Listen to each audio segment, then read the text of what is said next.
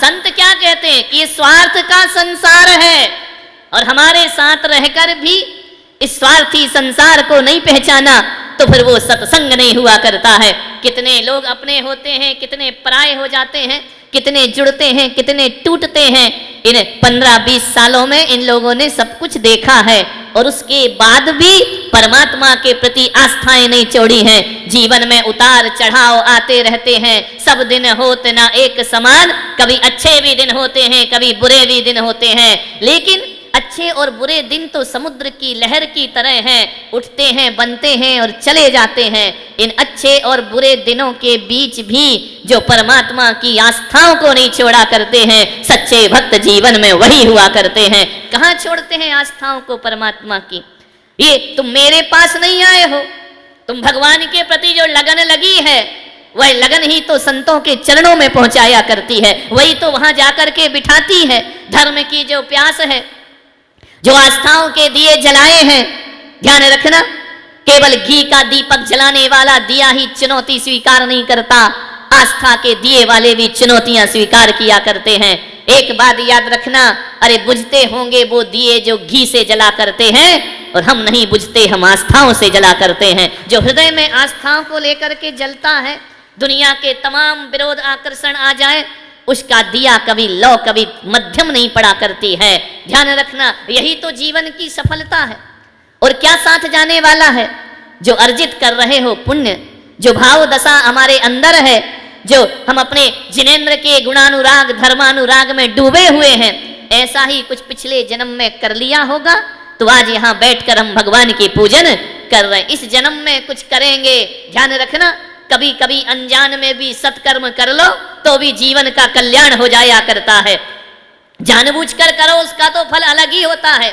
एक जानवर रास्ते में मुनि महाराज को देख लेता है, देखते ही यदि उसकी आंखें आर्द्र हो जाती हैं, यदि वह टकटकी लगाकर देखते रहता है, उसे कुछ नहीं मालूम कि ये मुनि महाराज है कि पिछी कमंडल क्या और 28 मूल गुण क्या। वह एक जानवर बंधा बंधा, हम लोग विहार करते हैं, टकटकी लगा के देखता है, हम आगे बढ़ते हैं, वह सिर घुमा करके देखता है, उसे कुछ नहीं पता कि ये क्या हो रहा है। बस उसकी निगाहें आकर जब किसी मुनि पर थम जाती हैं, वहीं से उसे मनुष्य भव का बंध हो जाया करता है, वहीं से वह पुण्य अर्जित कर लेता है, वहीं से अपनी पर्याय परिवर्तन की व्यवस्था कर लेता है, वहीं से जिन शासन को प्राप्त कर लेता है। आप सोचते हैं कि नागिन ने बहुत बड़ा कोई तत्व चिंतन किया था क्या?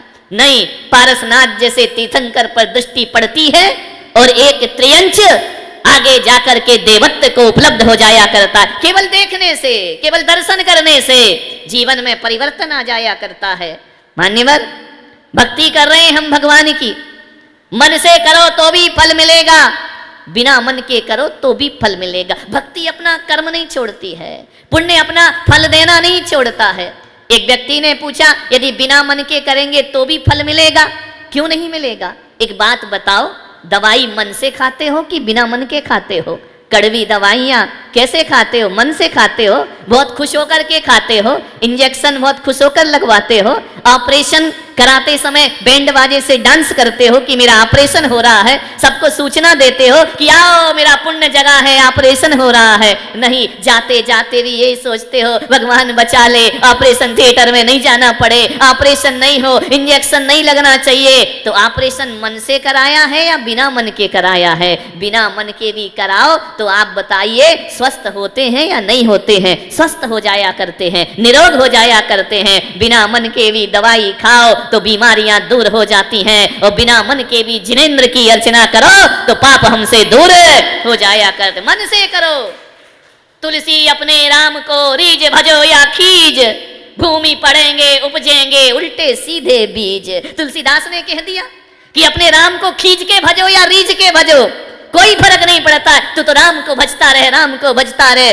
खींच करके भजेगा, जबरदस्ती भजेगा तो भी तेरा कल्याण होगा, रीझ करके भजेगा तो भी तेरा कल्याण होगा। बोले कैसे होगा कल्याण? बोले कभी देखा है कोई किसान जब किसी खेत में बीज डालता है ना, तो वो सीधे सीधे बीज डालता है या उल्टे सीधे डाल दिया करता है? वह बीज लेता है, फेंकते जाता है, फेंकते जाता है, भूमि पड़ेंगे, उपजेंगे। उल्टे सीधे बीज, ध्यान रखना, उल्टे सीधे बीज फेंकता है, फेंकते जाता है, लेकिन जब वो अंकुरित होते हैं, जब वो बीज फल फसल देने का प्रयास करते हैं, तो ध्यान रखना, जब उनके फल का समय आता है तो उल्टे बीज अपने आप सीधे हो जाया करते हैं, उन्हें सीधा करने की जरूरत नहीं पड़े। वैसे ही अपने भगवान को रीझ के भजो या खींच के भजो, जब इस पुण्य का फल मिलेगा तो बिना मन वाले को भी मन के फल की प्राप्ति हो जाया करती है। विचार करिए, कोई आदमी जहर जानबूझ के पीता है क्या? बोलो। 2 गिलास रखे हैं, एक में जहर है दूध में भरा हुआ, एक में मीठा दूध है। किसी के घर बैठने गए, उसने लाकर के दूध के 2 गिलास रख दिए, और आपको तो मालूम नहीं कि जहर किसमें है, इस गिलास में है या उस गिलास में है। एक बात बताओ, यदि आपने अनजान अवस्था में जहर पी लिया तो उसका फल प्राप्त होगा या नहीं होगा? नहीं, आप जहर से कहोगे हमने जानबूझ के थोड़ी पिया है, हमने तो अनजाने में पी लिया है, तुम हमें क्यों मार रहे हो? कुछ नहीं कह सकते है ना। अनजान में भी जहर पी लो तो भी असर होता है, और अनजान में परमात्मा का नाम ले लो तो भी कल्याण हो जाया करता है। ज्यादा दिमाग नहीं लगाओ, ये भक्ति का मार्ग है, ये पूजन का मार्ग है। यहाँ शास्त्रों की जरूरत नहीं पड़ा करती है, यहाँ बड़े बड़े तत्व ज्ञान की जरूरत नहीं पड़ती है।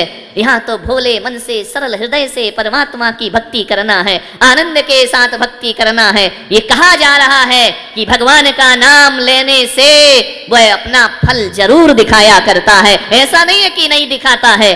कोरोना हुआ, कितने लोग ऊपर चले गए, कितने लोग दुनिया से विदा हो गए।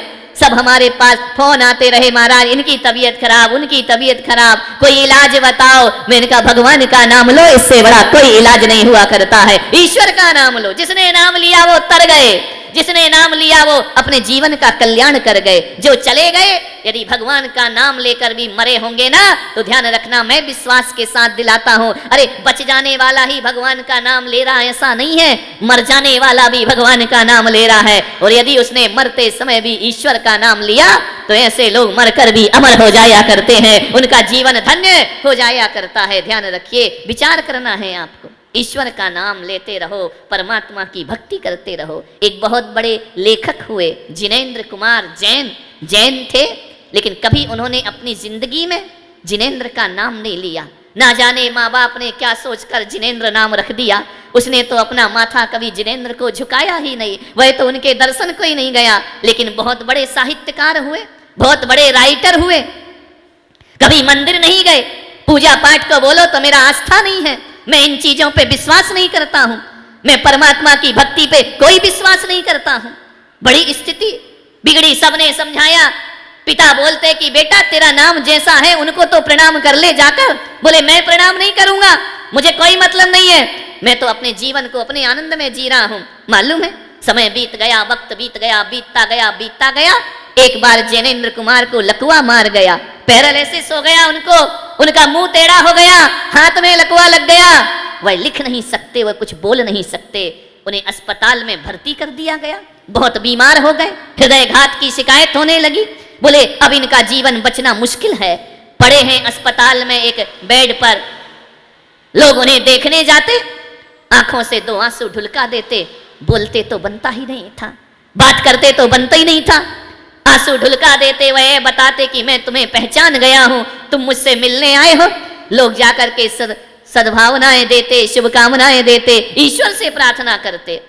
जिनेंद्र कुमार लेटे हैं, स्थिति बहुत नाजुक है, बचने का अब समय नहीं है। मालूम है, सबने कहा कि जिनेंद्र कुमार अपने जीवन को धन्य कर लो, नहीं करना है, मैं भगवान का नाम नहीं लूंगा।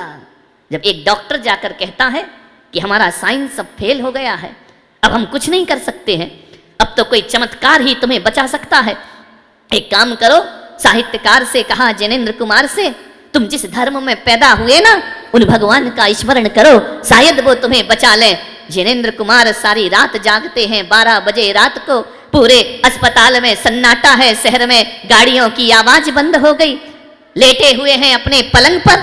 पहली बार उन्हें लगा कि अब जीवन जब खत्म ही हो रहा है तो तो क्यों ना मैं भगवान का नाम लेना स्वीकार करो। पहली बार उन्होंने कहा नमो अरिहंताणम, नमो सिद्धाणम, नमो आयरियाणम, नमो वज्जायाणम, नमो लोये। सब इतना तो कितना भी नास्तिक हो, जैन समाज में पैदा होने वाला बच्चा चाहे जिंदगी भर मंदिर ना जाए, रात्रि में भोजन ना छोड़े, आलू प्याज ना छोड़े, कुछ करे या ना करे, शास्त्रों का ज्ञान हो या ना हो, मंदिर जाए या ना जाए, उसे कुछ याद हो या ना हो, लेकिन जैन कुल में पैदा होने वाले को नमोकार मंत्र तो याद हो ही जाता है। उसने पहली बार जपा नमोकार मंत्र।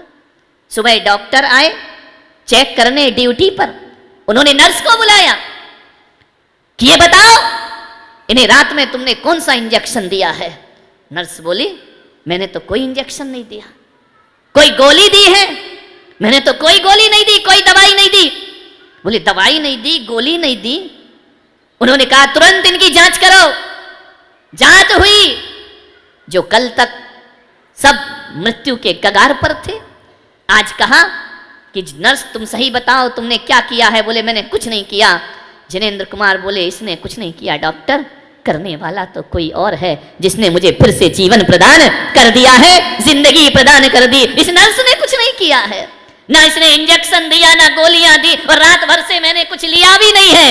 बस मेरी आंखों के सामने मेरे माता पिता के शब्द गूंजते रहे कि जैसा हमने तेरा नाम रखा है वैसा थोड़ा काम भी किया कर, हमारे नाम को बदनाम क्यों करता है। पहली बार मैंने जिनेंद्र नाम पाने के बाद जिनेंद्र भगवान का स्मरण किया है, और आज मुझे एहसास हो गया डॉक्टर कि जब सब दरवाजे बंद हो जाते हैं तब मेरे भगवान का दरवाजा खुला रहता, वहां पुण्य अर्जित किया जाएगा। जिनेंद्र कुमार जोर जोर से रोने लगे। डॉक्टर ने कहा कि अब क्यों रोते हो, अब तो तुम खतरे से बाहर हो, अब तो तुम्हें कोई दिक्कत नहीं है। जिनेंद्र कुमार ने डॉक्टर से कहा कि डॉक्टर मैं इसलिए रो रहा हूं, ठीक हो गया इसलिए नहीं रो रहा हूं, या मैं बीमार था इसलिए नहीं रो रहा हूं, मैं इसलिए रो रहा हूं कि जब एक रात भगवान का स्मरण करो तो ये चमत्कार होता है। अरे जिनेंद्र कुमार पागल, जिंदगी भर स्मरण करता तो नाम का नहीं काम का जिनेंद्र बन गया होता। तेरा जीवन कहां से कहां पहुंच। मैंने जो समय गंवाया है उसके लिए मेरे आंखों में अश्रु की धारा है। मैंने सारा जीवन अपने अहंकार के वशीभूत गर्व बर्बाद कर दिया। अपने अहम और अपने झूठे वहम के कारण मैंने जिनेंद्र भगवान की शरण छोड़ दी।